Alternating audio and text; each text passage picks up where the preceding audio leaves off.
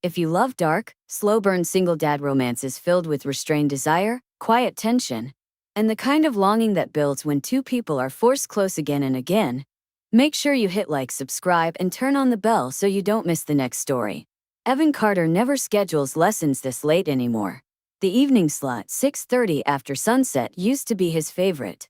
Fewer cars, quieter roads, a calm that made teaching easier. But that was before silence started reminding him of everything he lost. Now, he usually packs up by 5. Tonight is an exception. He's 39, broad-shouldered, clean-cut in a way that suggests discipline rather than vanity. His hair is dark and thick, always slightly damp at the temples after a long day. He wears the same fitted jacket every lesson, the same watch, the same calm expression that never quite reaches his eyes. Evan is a single dad. Not in the way people assume. His son would be 16 this year. The thought flickers through his mind as he checks the clipboard, then pushes it away with practiced ease. The passenger door opens. She hesitates before getting in. White, early 30s, soft features sharpened by nervous focus. She smells faintly of soap and night air, like she rushed here and apologized to no one. Her hands linger on the steering wheel longer than necessary before she settles back. "I'm sorry I'm late," she says quietly. "Traffic." Evan nods once. "You're fine." Her name is Clara Monroe. This is her 3rd lesson. And already, Evan knows more about her breathing patterns than he should. They drive. First it's routine. Turns. Signals. Mirrors. Evan's voice stays low, steady, deliberately neutral. He's taught hundreds of people to drive. Teenagers, nervous retirees, new immigrants clutching the wheel like it might disappear. Clara's different. She listens too closely. Every instruction lands like it matters. When he tells her to slow down, she does immediately. When he tells her to breathe, she actually listens.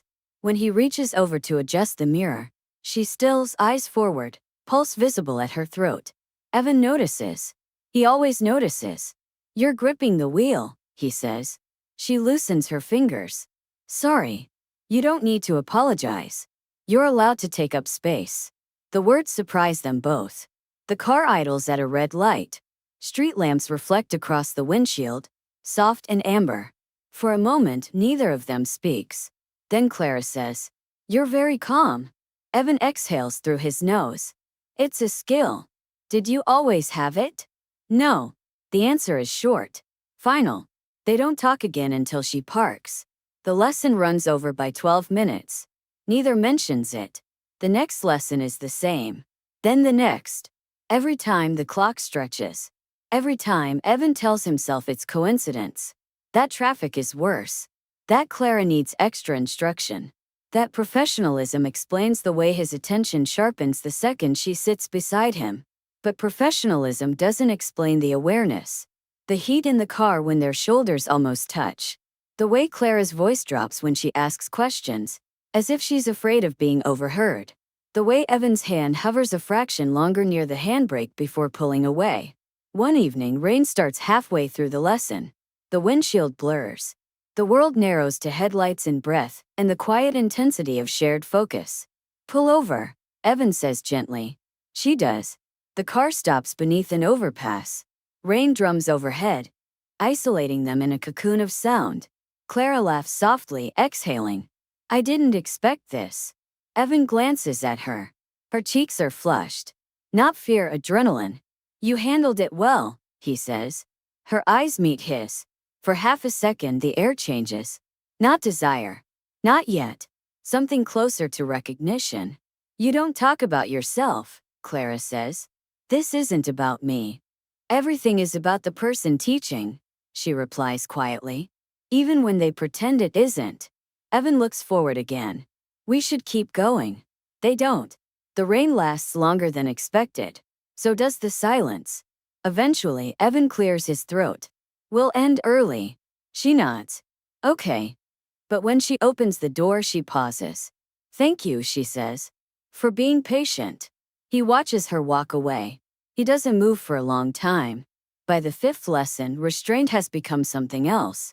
Clara's confidence grows. Her hands steady. Her movements smoother. She starts glancing at Evan instead of the mirrors when she laughs. He starts scheduling her last on purpose.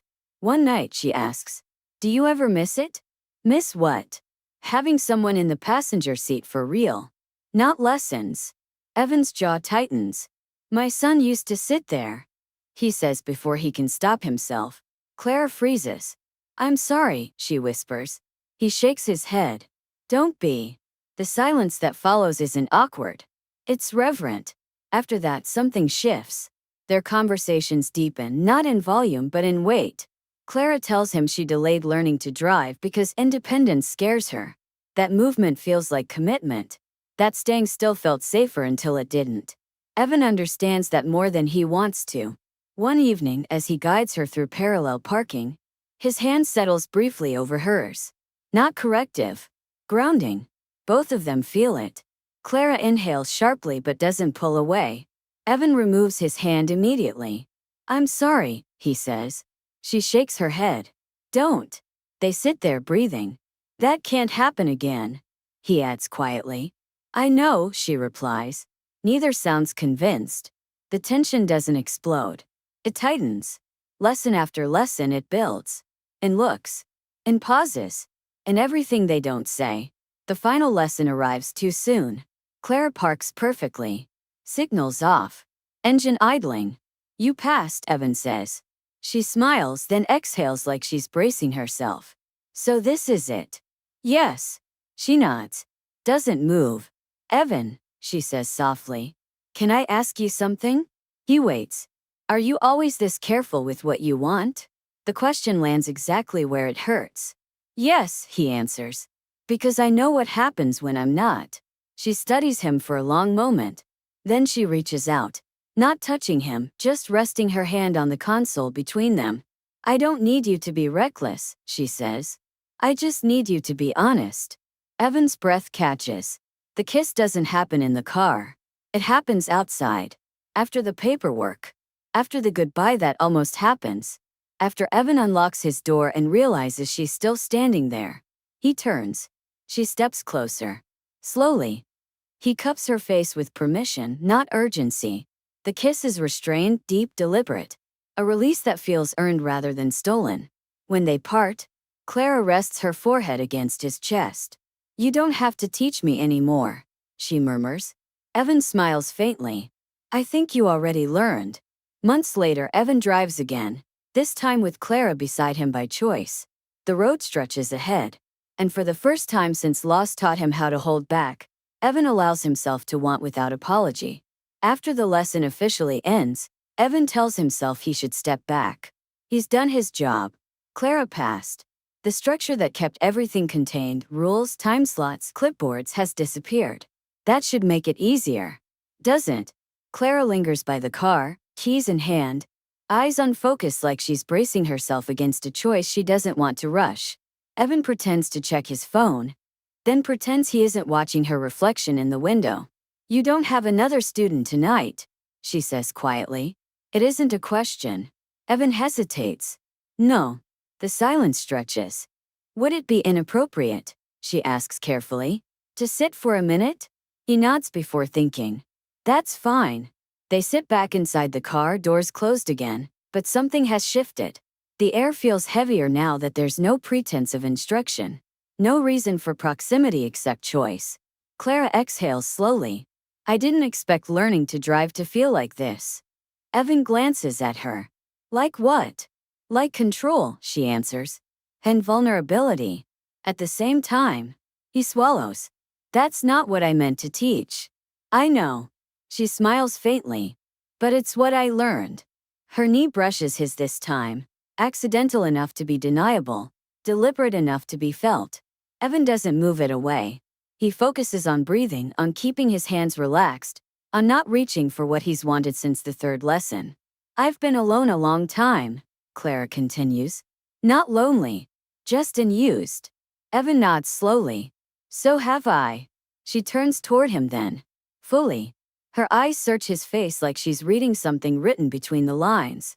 You don't look at me like someone trying to take something, she says. You look like someone deciding whether he's allowed to want. The truth lands hard. Evan closes his eyes for a brief moment. I lost my son because I was late once. he says quietly.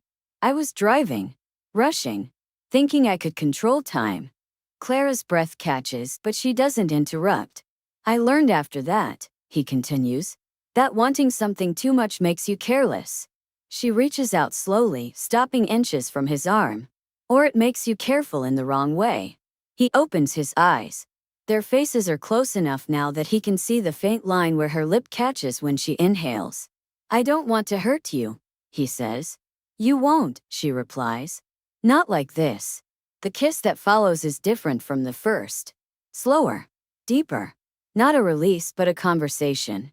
Evan's hand settles at her waist, firm but restrained, grounding her instead of pulling her closer.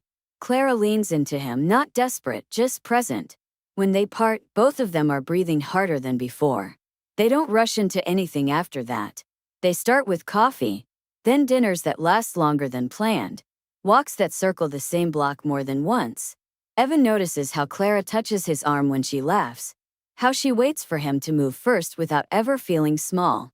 At night, he lies awake thinking about how easy it would be to fall back into avoidance, and how much harder it would be to let her see all of him.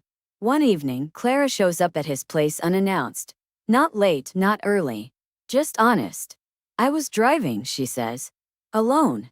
And I didn't panic. Evan smiles. That's good. I didn't want to be alone after, she adds. He steps aside without a word. Inside, the house feels different with her in it. Warmer. Alive in a way that doesn't erase memory but softens it. They sit close on the couch. Not touching at first. Then Clara's hand finds his thigh. Evan's arm settles around her shoulders like it's always known where to go. I still think about my son, Evan admits. Every day. Clara rests her head against his chest. You don't have to stop. I was afraid wanting you meant forgetting him. She tilts her head up. Loving again doesn't mean losing twice. That night they take their time. Clothes removed slowly. Touch explored like something fragile instead of urgent. Evan learns the way Clara responds to stillness, to patience, to being held without expectation. Clara learns that Evan's restraint isn't absence. It's depth. After they lie tangled together breathing in sync, for the first time in years, Evan doesn't feel like he's betraying the past by being present. Weeks pass. Clara drives everywhere now. Evan watches her confidence grow. Watches her independence settle into her posture. They meet by choice, not necessity. One afternoon she hands him the keys.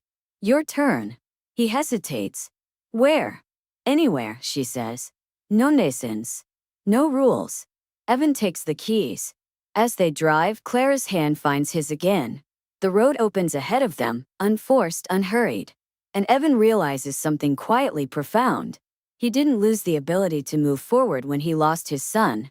He just needed to remember how to let someone sit beside him while he did.